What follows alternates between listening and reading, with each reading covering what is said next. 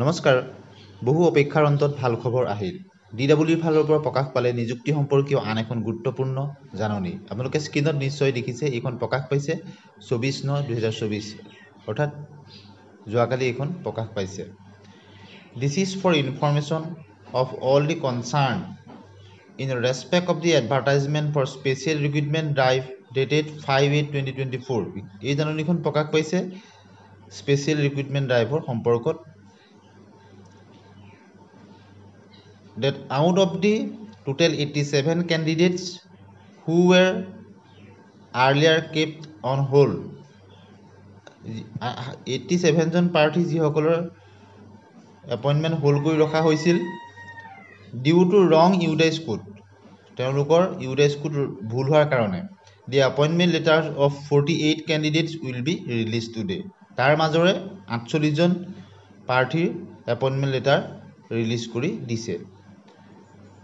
on 24/09/2024 and the applicants will be able to download their appointment letter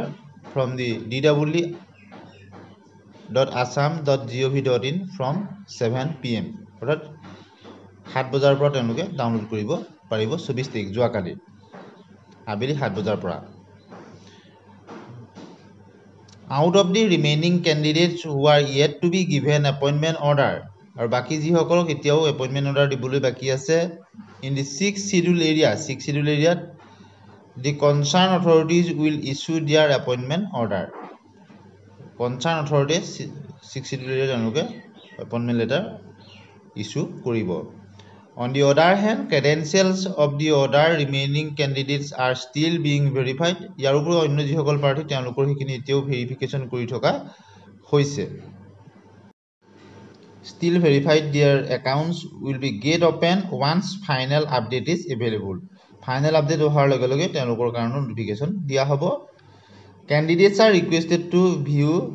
DW Assam website regularly তেওঁলোকক regularly DW official website view কৰি থাকিবলৈ চাই থাকিবৰ কাৰণে কোৱা হৈছে Candidates are requested to view DW Assam website regularly for updated information কাৰণ তেওঁলোকে ভিজিট কৰি থাকিব লাগিব No offline or email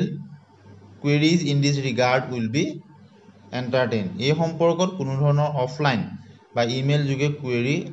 entertain কৰা নহব গতিকে তেওঁলোকে DW official website regularly visit কৰি থাকিব লাগিব যিসকলৰ এতিয়াও এপইণ্টমেণ্ট লেটাৰ লাভ কৰিবলৈ বাকি আছে বহুতে কমেন্ট সেকশনত লিখিও আছিল গতিকে আমিও এই সম্পৰ্কত অফিচিয়েল নটিফিকেশন প্ৰকাশ পোৱাৰ লগে লগে আপোনালোকক জনাবলৈ চেষ্টা কৰিম DW ফালৰ পৰা অফিচিয়েল নটিফিকেশন ওলোৱাৰ লগে লগে এটি অৱশেষত এই সকল কেণ্ডিডেটৰ কাৰণে ভাল খবৰ আহিল আৰু এনে ধৰণৰ খবৰৰ কাৰণে আমাৰ চেনেলৰ লগত সংযুক্ত হৈ থাকিব চেনেলটো সাবস্ক্ৰাইব কৰি দিব ধন্যবাদ